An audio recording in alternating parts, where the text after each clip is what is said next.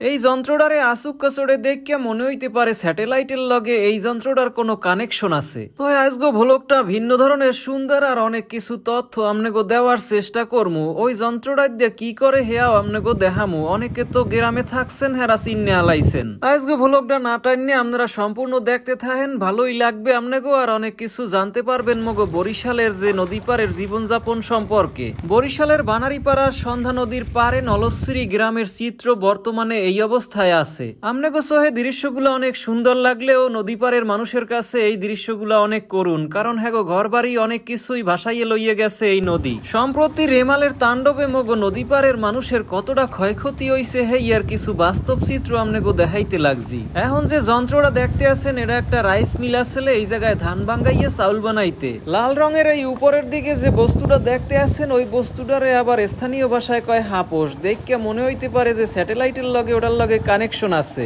আসলে হেরমের কিছু না, ধান ভাঙ্গানের লগে এই মেশিনগুলা কামে লাগে। তক্তা বা কাঠের তৈরি এই মেশিনটার কাম কি হেয়া জানেন? এই মেশিনটার দিয়ে আবার চাউল দিয়ে যে কুড়াগুলা থাহে মিলেন নিয়ে এই কুড়াগুলা যারা হয়। কইতে গেলে সন্ধ্যা নদীর একবারে লগেই এই রাইস মিলটা আসলে, পানি একটু ঢেউ উঠলেই রাইস মিলের মধ্যে উঠে যাইতে। এখন তো এই রাইস মিলটাও নাই। নদীর এক পার ভাঙ্গে আর এক পার গড়ে, এই যে নদীর খেলা এই অবস্থায় হইছে। মগো এপারের মানুষের খালি দুঃখ আর দুঃখ।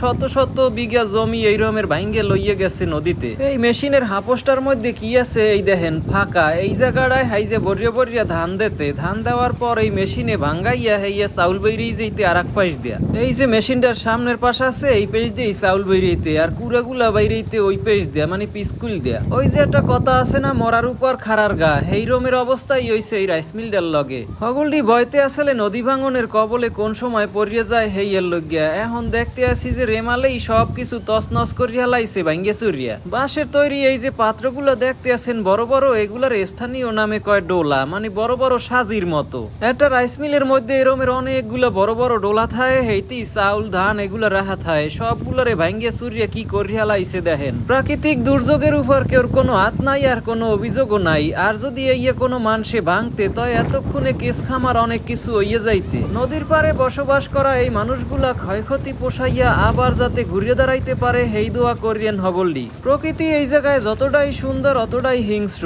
যার কারণে এই জায়গার মানুষগুলা এই ক্ষয়ক্ষতির সম্মুখীন হইয়েই থাকে কয়দিন পর পর। মাঝে মাঝে এই পারেও ছোট ছোট চর পড়ে, যার কারণে এই মানুষগুলা আশায় বাসে কবে জানি এই চরটা বড় আকার ধারণ করে আর এই পারের ভাঙ্গন কমে যায়। এই জায়গার মানুষের জীবনযাপন সম্পূর্ণই প্রকৃতির উপর নির্ভর করে। খালি এই রাইস মিলই না, এছাড়া নিজেগো বসত বাড়িরও অনেক ক্ষয়ক্ষতি হইছে। লন সামনে আউগাইয়া এই গিরাস্তেগো বারিন্দার দৃশ্যটা দেখাই। ইট সিমেন্ট দিয়ে পাকাপোক্ত বাইলেই এই ঘরটা উড়ান্য হইছিলে, বারিন্দাটা উড়ান্য হইছিলে। এখন কি অবস্থায় আছে হেয়াও দেখেন, কি রকমের ফাইডিয়া ফুডিয়া একারে নষ্ট হইয়া গেছে। আপনারা এক ফির কল্পনা করিয়া দেখেন, নদীর পারে যদি আপনার বসত বাড়ি এই রকমের হইতে, রাত্রে কি বাইলে ঘুমাইতেন, আপনার অনুভূতিটা কেমন থাকতে। বাপ দাদা পূর্বপুরুষের ভিটা ছাড়িয়া কেউ কেউ চলিয়া যায় অনেক দূরে, আর কেউ কেউ তো শহরে উঠিয়া যায় আর গ্রামে আওয়ার সুযোগ থাকে না। লাখ লাখ কোটি কোটি টাকার সম্পদ নষ্ট হইয়া যায় নদী ভাঙনের কবলে পড়িয়া। কোন কোন পরিবার আছে যে অন্য জায়গায় যাইয়া যে ঘর বাড়ি উড়াইয়া থাকবে এই রকমের সামর্থ্য তাগো থাকে না।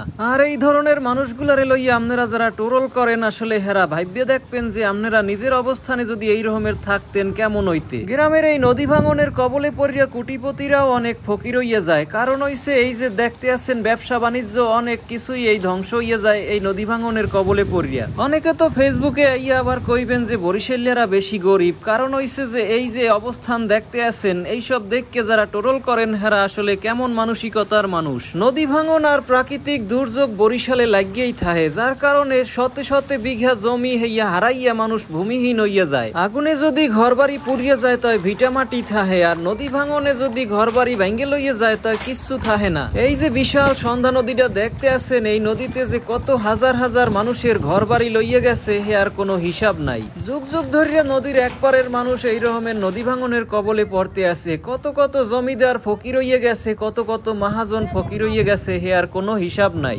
নদী পারে যতই সমস্যা থাক এই জায়গার শৈশবের আনন্দ কিন্তু কোনো বাইলেই কমে না, কারণ হইছে ছোট মানুষরা আবার সবকিছু বোঝে না। নদী পারে ঘুরতে ঘুরতে আপনারা যারা নিয়াজ নামের এই পেজটা এখনো ফলো করেন নাই হেরা ফলো করিয়ে রাখতে ভুলে যাইয়েন না। নদী পারের এই পরিবেশের আসল শব্দ আপনাকে শুনামু, হেলেই বুঝতে পারবেন এই জায়গার বর্তমান পরিবেশটা কেমন।